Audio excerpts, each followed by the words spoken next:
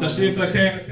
और मैं अब गुजारिश करूंगा, मैं अदबी संसार के सरपरस्त आली जनाब मोहतरम हाजी अमीन रहबर साहब से और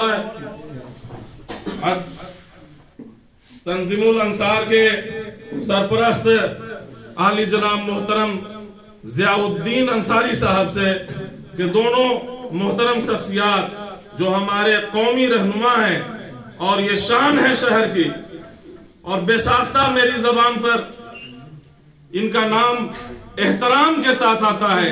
जब इनका नाम मैं पुकारने लगता हूं तो मेरी जबान लड़खड़ाने लगती है।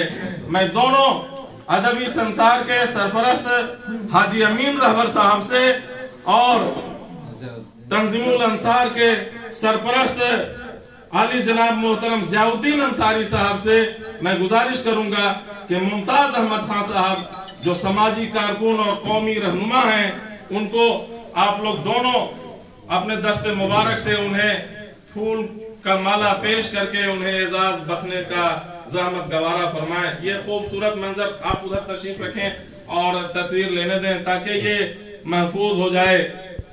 हम लोग एक काम ये भी कर रहे हैं कि जब अदबी संसार का कोई भी प्रोग्राम होता है तो उसकी चीजें महफूज कर लेते हैं ताकि आने वाले दिनों में तारीख बन सके।